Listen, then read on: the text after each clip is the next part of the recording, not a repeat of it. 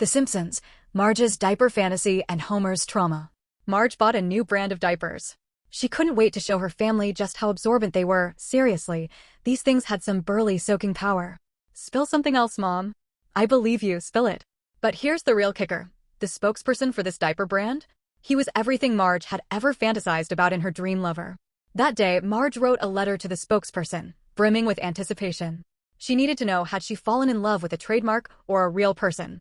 Homer, being Homer, wanted to stir up some trouble. But instead, he accidentally stumbled onto Marge's secret. Well, I'll show her. Soon after, the phone rang. Hello?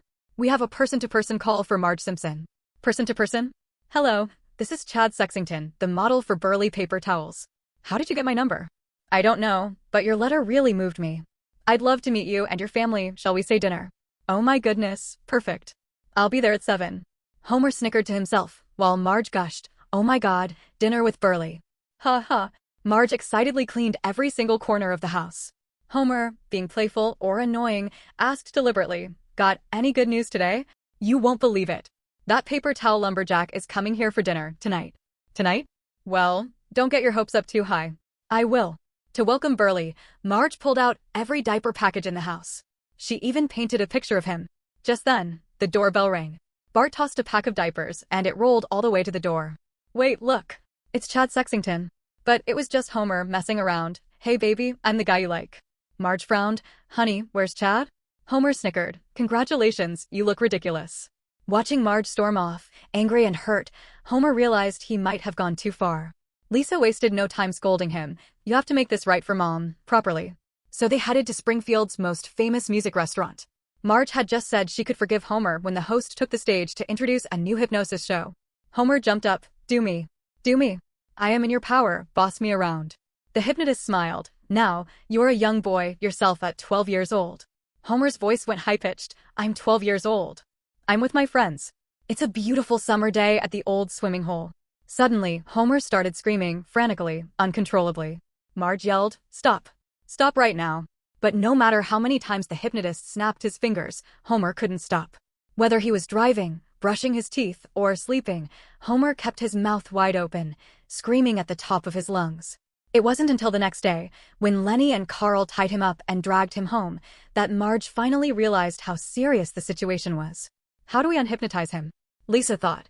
Well, the Yaqui Indians brew a special tea that unlocks memories.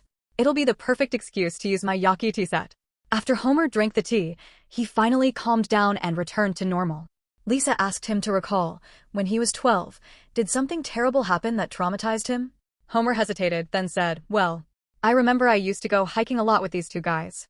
That year, Homer and his good friends had agreed to swim at a quarry in the suburbs. You guys really gonna dive off of here? One asked. Only a moron would jump into that. But Homer jumped anyway, only to find there was no water below. But that wasn't the real trauma. After he got up, he noticed the pool's drainage outlet. Something was blocking it.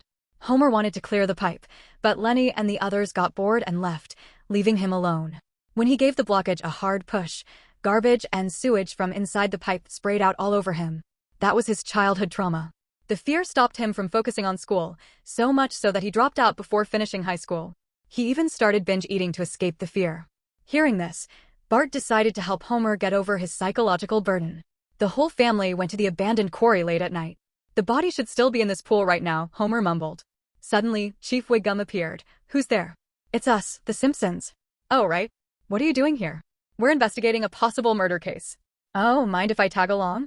I'm kind of a crime buff. Everyone gathered at the edge of the pool. Chief Wiggum tried to hook out the body with a metal hook, but nothing worked. Heck, it's just an old shopping cart. And it's empty. Homer groaned. Put it back. I don't want to see it this way. Just then, Marge held up Maggie's diaper. Oh, that is so cool. Bart pointed. Hey, what's that over there? The body had turned to bones after all these years, impossible to identify. So the group headed to the drainage pipe to look for clues. Above the end of the pipe was a manhole cover. It seemed like the truth was about to come to light.